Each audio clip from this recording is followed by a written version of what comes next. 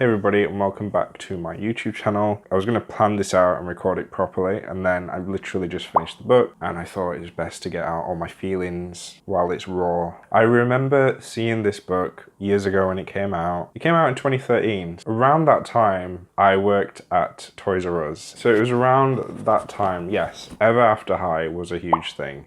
I remember being inside Toys R Us selling those dolls and seeing those dolls and watching the TV series on Netflix because I thought the animation was really cute. Descendants came a few years afterwards, but I can't remember the first time I saw this book, but it was around that era and I thought like fairy tales are being done over, they're being shoved down our throats at the moment. Like, and especially the whole like good versus evil and are evil really evil, especially with Ever After High. I felt like this fairy tales in school thing was being really overdone. And I saw the book and I rolled my eyes and I went about my day, and that was it. And a few years later I worked in a children's charity which focused on writing workshops and writing and drawing children's books. A lot of the staff were book lovers, so all the time while we were working we would recommend books to each other, talk about books, kids books, fantasy, etc. I think we got a load of books donated to us, and a girl said that she'd read them, and I asked her what her opinion of them was, and I feel like at the time, I can't remember the exact quote, but she said she found them really frustrating because the character who was going to be the character who was evil wasn't owning how evil that they were, and she just wished that they were evil instead of trying not to be. And I didn't really understand what she meant, and now reading the book I completely understand what she meant, and I wish I could track her down. I don't actually know who said it to me, but I wish I could track her down so we could have a discussion about this book. This book was so frustrating reading all the way through, and I stuck with it to the end because I was just really curious as to how it was going to end. So frustrating. This book is so frustrating. It feels like I don't know why I'm saying this. It's a best-selling series and they made a Netflix series about it. So, oh, not a series. They made a Netflix movie about it. So it doesn't need me to critique it at all because it seems to be doing fine on its own. I just found it so frustrating and I don't understand a lot. So first off, I'm going to talk about the world building, which is probably one thing that I love about this book. It's probably the only thing I love about this book. The world building is so rich in really beautiful, vivid details of these fairy tale schools. By the way, this is going to be a spoiler review, just full out spoilers. I'm going to talk about everything. I'm going to start off with the world building because I love the world building. So rich and really, really beautiful, detailed, intricate descriptions of both the evil and the good school, and I feel like I would like to take a walk and a trip through either of these schools if it was a theme park. Really, really great world building, and I love that about this school. I want to be in both the schools, I want to walk through the grounds, I want to go through the blue woods, I want to be there. And I love the visuals and the idea of like Sophie and Agatha, our two protagonists. That brings me to characters, so I'm going to talk about characters. No, actually, I'll talk about plot first and then I'll go to characters. So the overall plot, for those of you who don't know, is every 4 years, 2 children get picked out of this village and get taken to a school that's divided into 2 for good and evil. And the good students are taught how to be good, and the evil students are taught how to be evil. These 2 girls get picked up, a very beautiful blonde princess-like girl who wears glass slippers and ball gowns, and a witchy reject that nobody likes that lives on her own in a graveyard or something, and you assume who's going to be a princess and who's going to be a witch. The one thing that I did really love, and I did not expect at all when reading this book, was the girls are switched. So the girl that you think, the girl Sophie, who's the princess, you would think would go to the good school, she goes to the evil school. The girl who you think is a witch, Agatha, goes to the good school. And I was, when this happened, like within the first chapter or first couple of chapters, so shocked, so excited. I was like, oh, okay, right, I see why it's a bestseller. I see why people are interested. I really had low expectations for it, but I never knew that twist was going to happen. The reason I'm reading this, by the way, is because the series was coming out. I liked the trailer, and I was like, maybe I should give it a try. And I had some extra credits left on Audible, so I bought the first 3 books in a package. So the plot is these 2 girls go to the school. They're both go to classes. Not a lot happens throughout the book until the very end. So what frustrated me about the plot was that nothing really happens. I understand both of them think that there's been a mistake. Both of them think, look, I'm in the wrong school. I don't want to be here. I want to go to the opposite school. And they both keep trying to contact each other. It becomes very crystal clear from the offset that Sophie is a horrible person, which I love, because it makes sense that she's in the evil school. She's very selfish, she's very manipulative, she's very in her own world, she's very narcissistic. And because she dresses pretty and she looks beautiful, everybody around her just assumes that she's in the wrong school and that she's good. But if you watch her actions and pay attention to what she's doing, it is very clear that she is not a good person. She's not likable. But for that reason, I really do like Sophie, because I think the idea that a wicked person may look a certain way is quite interesting. Although we've had a lot of villains that are wicked that are beautiful, so it's not like a new thing, which is another gripe I have, but I'll talk about that later. So Sophie is succeeding in her wicked lessons, in her evil lesson, and Agatha seems to be succeeding in her good lessons. But it's just framed in a weird way, because they're both thrown into this school that they don't want to be in. They're both trying to say we're in the wrong place, and everybody's ignoring them. All the students seem to agree with them. All the faculty literally ignore them.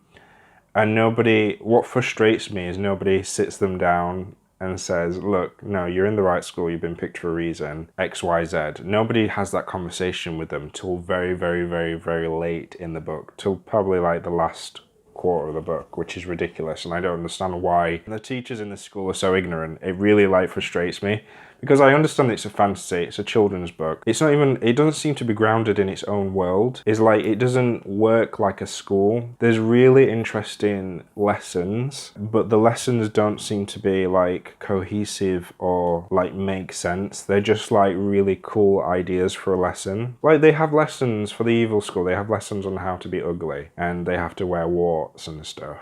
And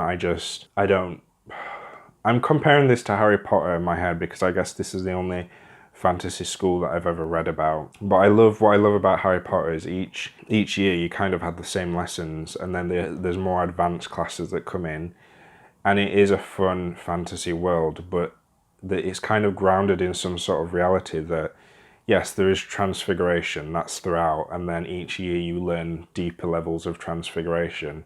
There's potions, and each year you get to know more complex potions. But as you're getting older, it's something that can develop, whereas something like making yourself ugly, I can't see that as like, it just feels like a fun idea for a class. And I feel like every single class in this book, like there's one for the good people where they go and make a wish and dip their finger in a pond full of fishes, and the fishes grant their wish. And I'm like, why is this a lesson? Because it's just gonna happen once. Like, none of it it's just full of really, really cool ideas and really beautiful visuals, but I feel like the story isn't very cohesive and the characters don't act consistent. So what am I talking about? So I guess the plot is they both struggle for a while fighting against their roles. Agatha wants to go back home and leave the school completely. Sophie wants to be swapped schools. Sophie's very ignorant and treats Agatha very cruelly throughout the whole process. For some reason, halfway through the book, Sophie agrees that she will go home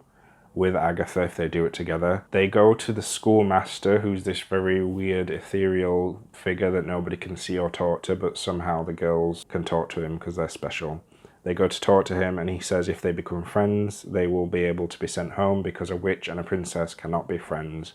It's something that cannot exist in this world, and they will be expelled from the school if they're friends. And he gives them a riddle as well, and they have to figure out the riddle. If they can solve it, they'll also be sent home. So the answer to the riddle is that if a villain kisses a prince or falls in true love, that is something that can't exist in this world, so they will be sent home. So I guess for the second half of the book, the whole focus is trying to get Sophie to kiss the guy that she fancies, who is in the good school. His name is Tedros. She tries to convince him that she is good and that he can kiss her, so that when he does kiss her, they will prove the schoolmaster wrong and be sent home together. So we go through a series of lessons and trials and challenges where Agatha turns herself into a cockroach and gives Sophie all the answers to how to be evil. She wins everything. She gets top of her class,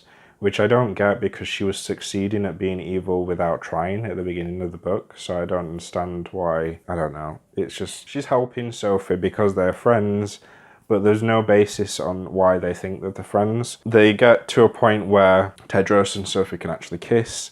Sophie decides not to kiss him. This upsets Agatha. She feels betrayed, but for some reason she still wants to keep helping Sophie. I think we get to a point at the very end of the book where Sophie realizes that Agatha realizes that she's actually a good person and that Sophie is wicked. She decides that she wants to try her best at having a happy ever after and being a princess.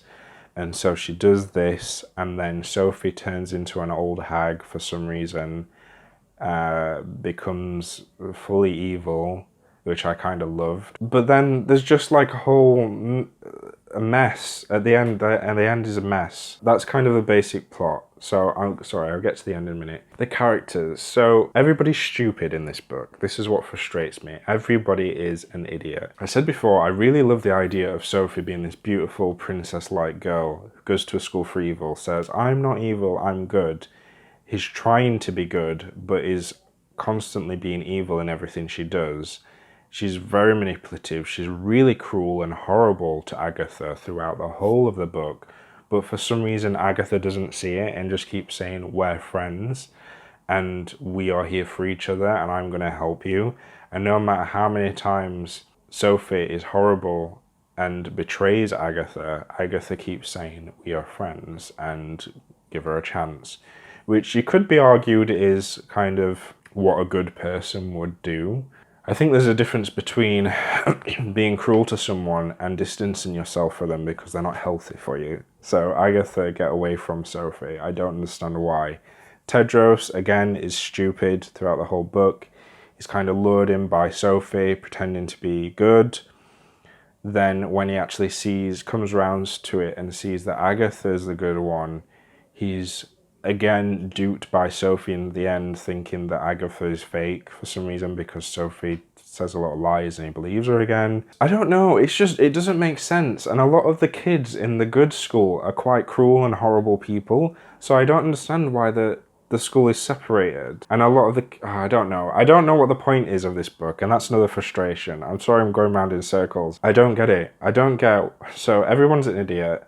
Everyone cannot clearly see people's actions, when I guess if they're 12 years old, that could be excused because you don't have that discernment of like emotional intelligence as 12. But I don't understand why the book is trying to make us believe that Sophie and Agatha are friends, because before they go to the school, it is said that Sophie visits Agatha a lot because she kind of picks out Agatha as like, she's going to be the villain, I'm going to be the hero. Let's be friends because we're going to the same school together. So she goes and visits her. They talk together a bit. Agatha warms to her in the end. And by the time that they're in this strange environment together, Agatha wants to cling to her as some sort of safety blanket. But throughout the whole book, Sophie is horrible. She's horrible to Agatha, which I do like the idea of, but the book is trying to convince us that they're best friends and that's important and that she should keep being forgiven and that she's not actually evil. And then we get to the end of the book and Sophie says that she doesn't want to be evil. And my question is why?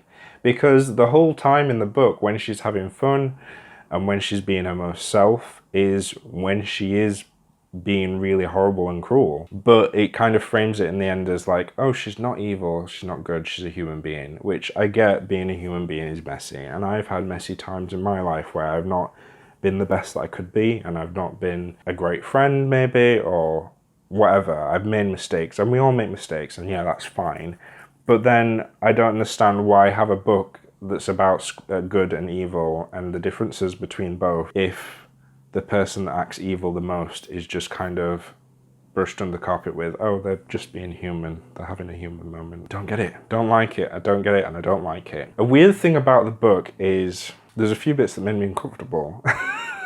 they're supposed to be 12 years old, these children, but there's a lot of scenes where the girls end up naked.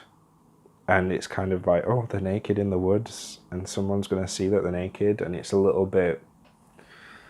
Don't want to think about a 12-year-old girl being naked. But it just feels a bit inappropriate for me. Even at 12, I think it's inappropriate. I don't know. I just, it felt weird. It felt really weird. And then there's a lot of talk about boys being muscly and sweaty and like seeing their rippling muscles and abs and stuff, and I'm just like, oh, I don't want to think about 12-year-old boys being muscly and sweaty. I get it's a children's book and it's for like older readers. I think it's like 9 to 12. It was unnecessary, I think, for the girls to end up naked that much and for them to be looking at boys being sweaty, because I don't think at 12 you are that type of age. And again, I'm sorry to compare everything to Harry Potter, but that's the only school book that I know. 12, so that would have been Azkaban. I don't think Harry was focused on girls being naked or like rippling sweaty body. I don't know, it's just weird. It was just really weird, and a lot of farting, a lot of farts for unnecessary, which I felt didn't match the tone of the book. The tone was a little bit all over the place because I don't know. I don't know why there were so many farts. Not that I'm opposed to farts or passing wind. It just felt out of place, and I don't. So we get to the end of the book. Sophie reaches her most evil. She turns visibly into an old hag with warts and crooked fingers and a hunchback, and she's wearing a cape. Which I don't quite get what that's supposed to mean, because, again, another gripe through the book is if you're going to have a school for evil, I think it's weird to say, oh, this school will teach you how to be evil, because evil would, I imagine, break every rule. It feels weird that rules exist for evil students, because if you're evil, I would feel like you live outside the rules, and that's the point of being evil. You don't adhere to standards. You don't comply to anything because you're all these you're like cruel, selfish, manipulative, all these horrible things. So I don't understand the idea of an evil student being a good student, which is an issue that I have with books like this and ideas like this. We had the same in Ever After High when you had Applewhite, who very much could be Sophie, and Raven. I can't remember last name, but Raven. Was it Raven? The purple one. Anyway, you had these two characters, and they were going to be both in each other's stories. They were going to relive their parents' stories, so they were going to relive Snow White, and Raven was supposed to be the evil one, and she was supposed to poison Apple, and Raven did not want to be evil, and there were so many moments in the series where it was like, Applewhite would break down and say you're being really cruel and you're being a horrible person. And I'm like, yes, because she's supposed to be evil, so you should be happy at that. But it feels messy. It just feels like a really messy issue to tackle. But, I mean, whatever he's doing, it's worked. He's sold, 6 books? So it's a little bit late for this disclaimer now. But I just think it's a weird issue to tackle from a story point of view. Sophie succeeds in being evil without trying at the start of the book. Then she gets to a point in the book where she kind of embraces, look, I have to be in this horrible school. I have to be around these people, so I'll do it my own way. So she makes her own dresses, and she starts making face creams and teaching the girls about how to be good looking and feel good about themselves and gain confidence, which brings the whole morale of the evil school up. And I thought this was a good twist. And she's being evil, but sex evil, which again is a little bit inappropriate for a 12-year-old, the stuff that she was wearing. Anyway, but she embraces her evilness. And then for some reason she starts being bad at lessons because she doesn't want to read books. And then so Agatha is teaching her how to be evil, which I don't understand that. And then at the end of the book, when she is the most evil, she turns ugly. And I felt like we were heading somewhere in the book where it was telling you, to be evil, you don't have to look evil, or you don't have to be ugly and have warts and be an old lady that offering poison apples. But she does turn that into that in the end, and I was really confused as to why. She does this whole thing of like, there's the circus of talents, I think, and everybody has to display their talent, and she doesn't arrive. And again, everybody's stupid because like she's the only one not there, and the teachers for some reason aren't allowed to attend. And she knocks on the door, and everybody's like, "Oh, the teachers aren't allowed to attend, so who could be at the door?" I'm like, "Of course it's Sophie. She's the only one not there. Like, why would she not be there?" So she comes at the end, sings as her talent, and it like makes everything chaotic. I was working a lot while listening to this, so there was bits of the book that I was struggling to follow what was happening. I don't know if it was me not paying attention or if it was just like it could have been a bit more clearer. But chaos ensues. They find out that she's really evil, and then the villains turn on her for some reason. I'm not sure why. Then a few days later, she makes a ball for the villains because the good people have a ball every year, but the villains aren't allowed to have one. And the villains are so happy to attend the ball. They love her again, and they're so fickle, like how much they love and hate Sophie. Like, that winds me up as well, because I don't understand what's warranted why they hate her, because she is acting evil throughout just about all the book. So she has this ball, it's the climax of the book, and Tedros thinks that they're going to war, and he says, "We need to go to war," and Agatha's like, "No, Tedros, you need to trust me," and I'm like, "Shut up, Agatha. You have been wrong every single instance in this book about Sophie. You keep saying that she's your friend, you keep saying that you know her, you don't know anything. Like, every instance you turned around and said, this is going to happen, you've been wrong. Why should we listen to you?" So he doesn't listen to her, and he goes off to try and fight the evil kids at the ball. She goes first. He like locks her in a room to keep her protected. So Sophie lures her into this trap and convinces her to dance with her. And then when Tedros sees them both dancing together, he's like, "Oh my god, Agatha's evil." And Sophie's like, "Yeah, she's been evil all along. She's confused you, she's manipulated you, blah, blah, blah." And he believes her again, which is stupid. And the fact that Agatha had to make her way to the evil side to warn... There's just too much of Agatha being stupid. She really is stupid. Like, everyone is stupid in this book. Except Sophie, but I don't think Sophie's stupid, but I feel like her motivations are inconsistent. I genuinely don't know what she wants. It started off her wanting to be in the good school, and then she's saying that she's evil. All this happens, like, it comes to a climax. Then Sophie is angry and she goes to the schoolmaster, who they hint towards the schoolmaster's origin story, that it was two brothers, one good and one evil. They made the school, they founded it, and then they had a huge battle and only one survived. I genuinely thought that they had both merged into one being, and that was the schoolmaster now, and they were like cursed to be stuck both good and evil in one body. But no, the schoolmaster is the evil brother. He takes off his mask and he proposes to Sophie, again, a 12-year-old girl, and he goes to kiss her. One good thing about the Netflix show is they've aged up the cast, so it makes a lot more sense. Like, they're dressing sexy, they're fancying teenage boys and stuff, and they're being naked. Like, I guess there's a lot of teenage Netflix stuff that's like naked teenagers having sex. It just feels... Why was he proposing to a 12-year-old, saying that you're meant for me, we're meant together? That kind of came out of nowhere for me, because I felt like there might have been a bit more build-up of the schoolmaster. Agatha interrupts, they escape together. The good schoolmaster comes back in spirit form and then merges bodies with one of the teachers. And then they destroy each other and disappear, and then all the kids' uniforms change into a neutral colour, so they're no longer evil and good. Oh, there's a kiss. And again, this has been overdone.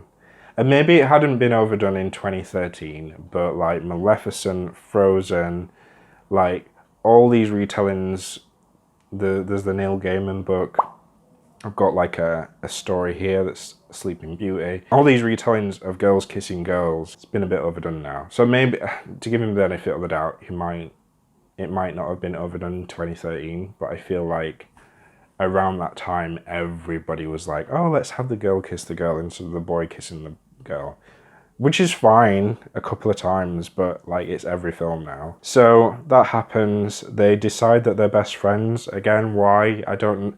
There's no evidence that they're good friends. If you think there is evidence, comment below and prove me wrong. But there's just no evidence that they like each other. Sophie decides she wants to be good. And because of all this, they get sent back home to their hometown in Cavaldin. They're expelled from the school because a witch and a princess cannot be friends, and now they're friends. What is the point? What is the point? So frustrating, but the most frustrating bit is I bought the first 3 books. I could easily move on to the next book and read that to see where the story goes, but I'm tempted to just read Wikipedia instead. The beginning and the end were the best bits. The middle was just a huge blur of like repetitive, why am I in this school? I shouldn't be in this school. Let me try and escape. Why am I in this school? I shouldn't be in this school. I'm trying to escape. Like, that happened like 6 times in the middle. And it just kept happening over and over and over again. Yes, I am not a teenage girl. But you know what I am? I'm a brown adult male. And that's who wrote this book. So, I don't know what he was thinking. Clearly he's done something right because it's a bestseller and it's now a Netflix show. I am looking forward to the next Netflix film because I think from what I've seen, they've changed bits already of the story that make sense to me. So I hope they can iron out all these issues, and I think an aged up cast is the best way to go because, again, a bit inappropriate all this, like marrying 12-year-old naked girls in the forest, sweaty boys in gym class, like 12-year-olds. No. A lot of focus on love and true love and being with boyfriends and girlfriends at 12, again, which I feel like is not a progressive idea as much as it's trying to be progressive about like finding out what good and evil is and being human and making mistakes. Focus on true love at 12-year-old is a bit much. I am optimistic about the film. If you've enjoyed watching this review, I hope you have. I hope you're not like a huge fan and like hate what I'm saying. But I hope if you've enjoyed watching this review, I love talking about books, illustration, and especially children's fantasy books, because that's the area that I want to work in. So I've got more videos like this on my channel, so have a look. And I will see you next time. Goodbye.